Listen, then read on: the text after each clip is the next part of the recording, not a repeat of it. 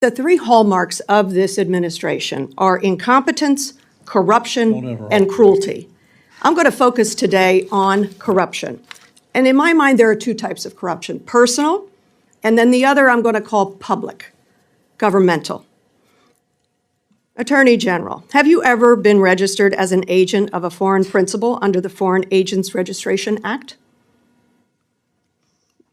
I assume you're talking about when I represented the country of Qatar for a very short time. Hold on. No. For anti-human trafficking for the World Cup. Anti-human trafficking for the World Cup. Attorney you can't General, put words in my mouth. No. You want to talk about incompetence? You're the one that said Joe Biden on PBS was competent. You had to retract those words. Mr. So don't Chairman, talk to me. Don't insult me publicly. This is so discourteous. This is so outside the committee's guidelines. Taking a personal shot at me while swiping at Biden? Very strange and very unprofessional of you. The answer is yes or no, and the answer is yes. You were registered as a lobbyist for Qatar. Is that correct? Yes. Never mind, don't answer. Did you disclose that when you went before the Senate for confirmation? Yes or no? No, it was not in your documents.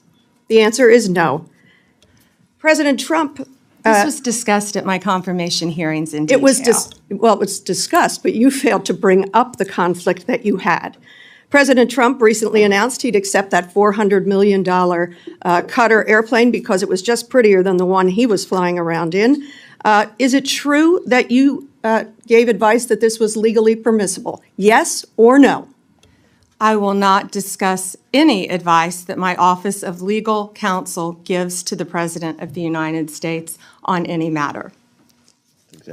When you spoke before the Senate, you said you would ask for ethical advice. Did you recuse yourself from that issue? And talking about unprofessional, you say the President wanted a jet because it's pretty? Excuse me. This is a Senate. This is a He said it congressional himself. hearing. He said it himself. Let me go to April the 2nd. You're a part of this, the president has dabbled in meme coin. He had the DOJ, disband the National Cryptocurrency Enforcement Team. His son recently launched the Executive Branch Club, a private club with $500,000 memberships here in D.C. Any of this seem like it might be a problem, might be profiteering from the office, and maybe you and your ethics team might be concerned about these conflicts of interest, your own and the president and his family? Yes or no? Any concerns? What I would be concerned about in Pennsylvania are all the child sex cases that we've prosecuted, all the CSAM cases that we've prosecuted. Did you hear my question? I asked the witness to actually answer questions that are asked. Congresswoman Dean. Chairman? Please let the witness answer the question. She didn't. And I would like to ask you one more question. You're not just complicit in this, you're actively helping and profiting. Isn't it true that on April the 2nd, the same day that Trump announced his chaotic tariff regime that plummeted the stock market, you sold more than $1 million worth of your shares in Trump Media stock? Trump Media stock fell 13% in the following days. Seems you avoided that loss. Well done. I yield back. May I answer that, Chairman?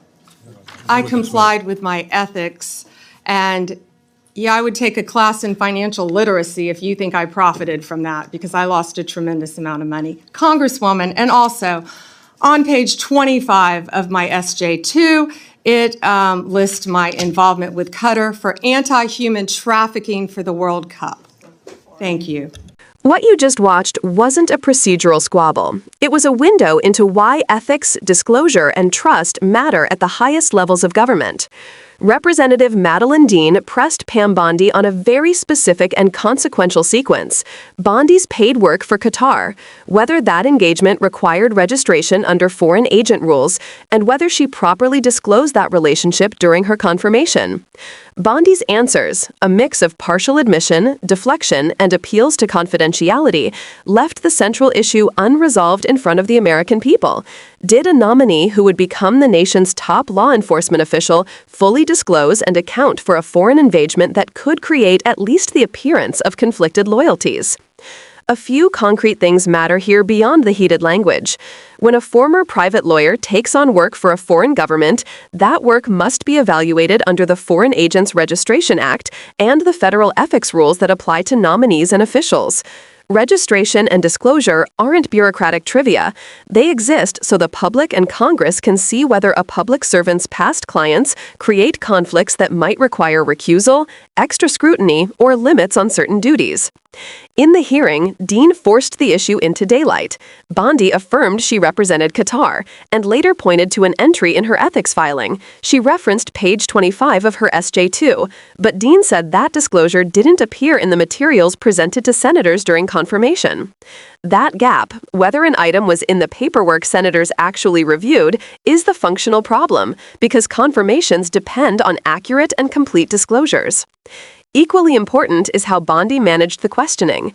Rather than squarely addressing whether the disclosure was made and whether she recused herself when appropriate, she repeatedly shifted to other topics: defensive claims about prosecutorial work, a refusal to discuss confidential Office of Legal Counsel advice, and counterattacks about competence and personal insults. That pattern isn't unusual in political hearings, but it does illustrate how evasions work. By changing the frame and evoking confidentiality, a nominee can fend off detailed scrutiny without resolving whether there's an ethical concern. For a Justice Department leader, candor on recusal and disclosure is essential because the public must trust that legal decisions are driven by law and evidence, not by past commercial ties. The episode also touched on related ethics flags that deserve public attention: references to outside financial activity and timing of stock trades, the revolving door between private paid work and public office, and the broader optics of advising foreign principals while later serving in U.S. law enforcement. Even if every transaction and engagement was technically legal, the cumulative effect matters. Patterns of late or incomplete disclosure, or even the perception that a public official benefited financially from close political alignment, corrode public confidence. That's why many legal ethics regimes don't stop at legality. They demand transparency to preserve legitimacy. There's a practical public policy lesson here that goes beyond personalities. Ethics rules and processes exist because a functioning democracy depends on perceived impartiality from those who enforce the law.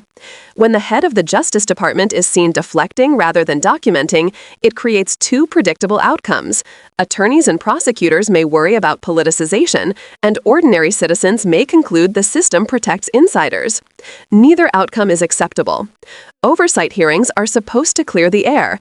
When they don't, the remedy must be clearer reporting, binding disclosure requirements, and enforceable recusal rules, not more talking points.